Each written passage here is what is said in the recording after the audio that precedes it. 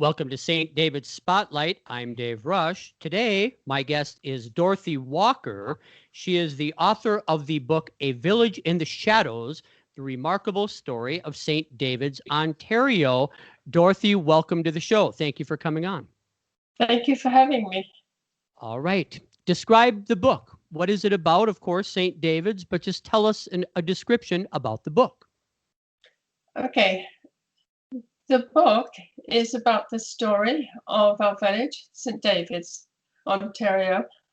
And St. David's is a very special place. It's a jewel in the crown of not only Canada, but the wider world. And it's the story of the involvement of a settlement that grew up around two Indigenous trails, Indigenous people trails, north and south and east and west.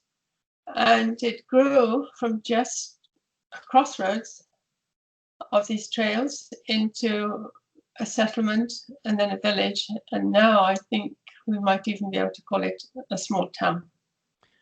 And St. David's has an enormous history that is, it has been in the shadows. Its story has been in the shadows. And I wanted to bring it into the light so that its history can be out there in the world. Well, thank you for writing the book. Dorothy was born and raised in the UK. She moved to Singapore with her husband, Greg, and their young son, lived there for 3 years. She was a registered nurse, actually, in the UK, and she always wanted to live in Canada, moved to Montreal. They moved to Montreal in 1975, emigrated, and then she was a full-time mom. She resumed a career, this time in clinical research. Then the family eventually moved to St. David's, or she and Greg did, and she said that was a turning point. She was captivated by the village's fascinating history. There was a smaller booklet before, Dorothy, but you worked with those people and then built on that and wrote this book. Tell us what the most interesting or unexpected things you may have learned when writing the book. Okay. Well, before I could put words on paper, I had to research many things about North America. And the more I learned, the more I had to delve further back into history. And it was like opening a box of a puzzle. And I had to find the pieces to put together to make up the picture of the time. And so I focused on the French and Indian War and its repercussions that led to the colonists of America wanting to be free and independent states, and how the Paris Treaty that was adopted at the end of that war caused a lot of concern in those colonies. And the expansion of the settlements west, which they wanted to do to increase their population, was threatened. And also a taxation was imposed on them that to pay for the debts of Britain throughout the French and Indian War. And they felt kind of, I guess to say, a little upset about it. And the population became divided, and three groups appeared, grew up. One group were the Patriots, which were the people who wanted to separate. The second were the Loyalists, who wanted to remain under British rule, and the third group were neutrals. And at some stage they had to take a side. Those Loyalists became refugees, and thousands of them flocked north. for the protection under the British flag. And at that time, the British owned Fort Niagara, which is on the east side of the Niagara River. And those refugees also included Indigenous people, which was very surprising to me. I didn't realize that until I did the research. And having read and researched that, I became attached to the struggles of those desperate people, and I wanted to write about it. Well, so the difficulties the Loyalists endured in the wilderness, which the whole of Canada was, except along the river up to Quebec, Montreal, and Quebec. I mean, everywhere else is wilderness, and the routes of travel was along the Lake Ontario. Anyway, when they arrived at Fort Niagara, Fort Niagara was a British establishment that interacted with the people who belonged to the fur trade. And it was quite small. And also, when I say they interacted with the people in the fur trade, also the forts along, from here to Ontario, Fort Erie and then downwards. Anyway, it became impossible to feed and support these refugees.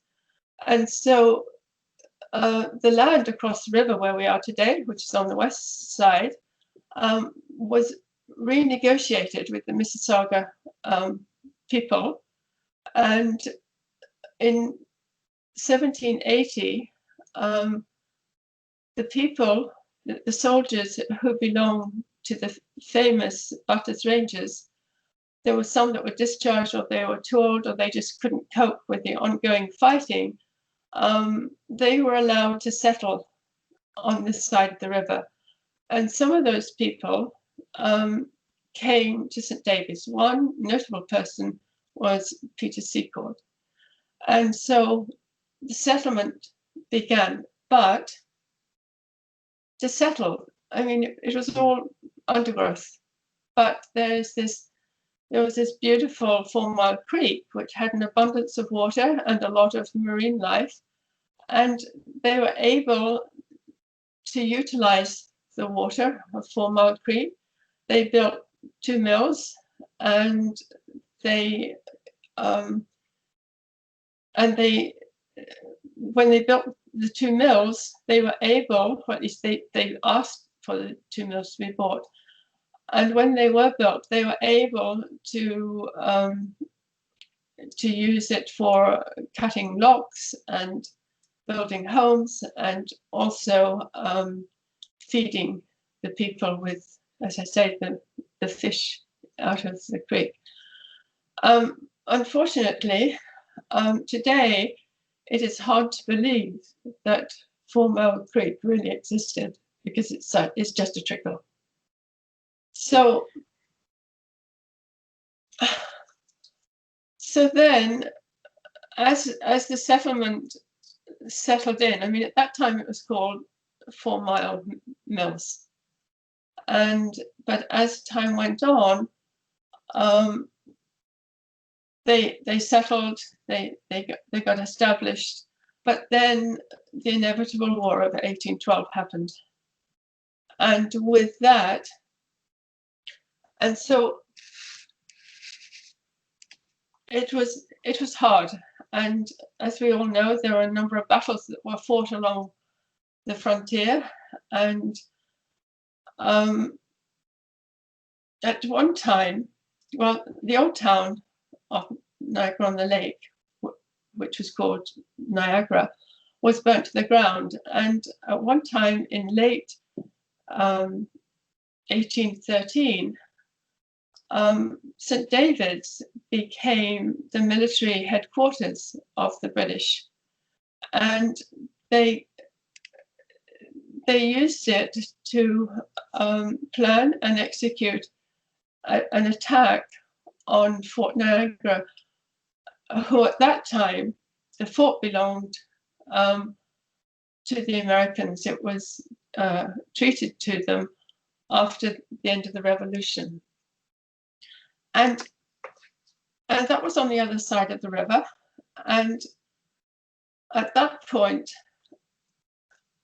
at taking Fort Niagara, it became a turning point in what was a senseless war.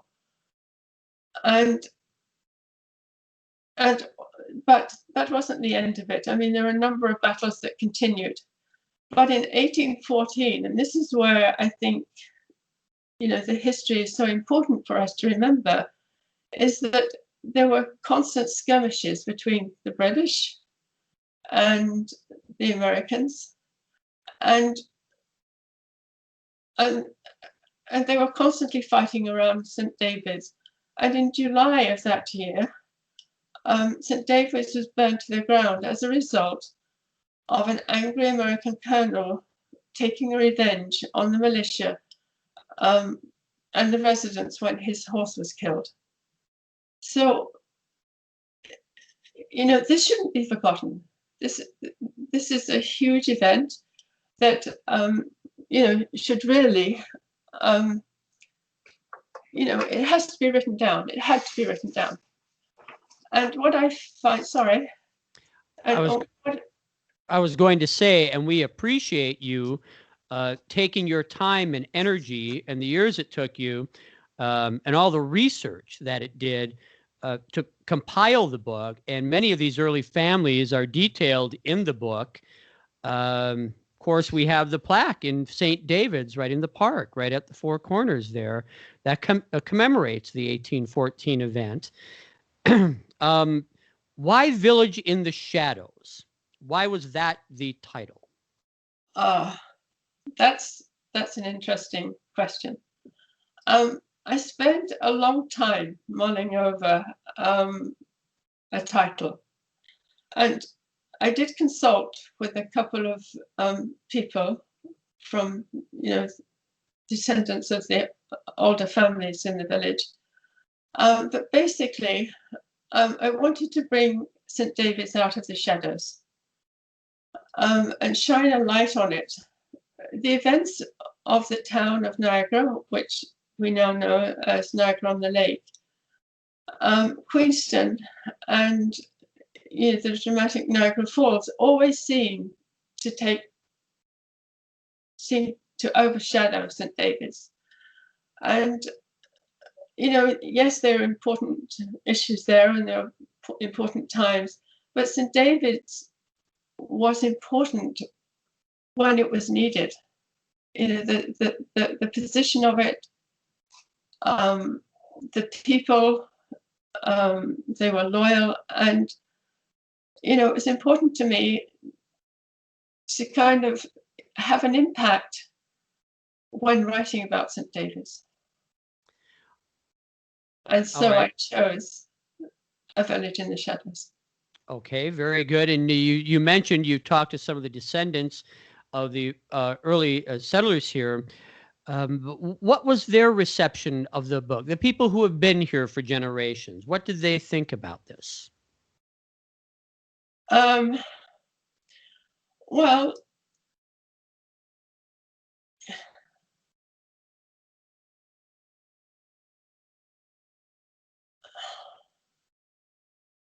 I guess the long-term residents have a quiet way of living. And when change comes in any society, it takes a little time to adjust to those changes. And towards the end of the completion of the book, someone made a comment to me that it took an outsider to write about St. David's. And after thinking about that comment, I hoped it was meant in a positive moment. And I think it was. But many Canadians have roots in the British. And I'm one of those. And I don't consider myself an outsider. I'm a proud Canadian and who is part of the Canadian story. So I think it was received well enough, and certainly I've had some very nice comments about it. But I think, as I said before, you know, people don't like change. And maybe I was bringing, you know, in writing this book, I am bringing the village out of the shadows. Okay. Well, I hope we are. I mean, the town is now, or the village is now several thousand people. And that's true. People have lived here, some families, for a long time. And you might be right. It is hard to change. Although, you know, you're usually not the very first people here, even if you were one of those descendants. You know, there were people here before. So the book, I think, is very interesting in a lot of aspects. And like I said, the detail on local families, you talk about the history of it, especially in those late 1700, early 1800 times.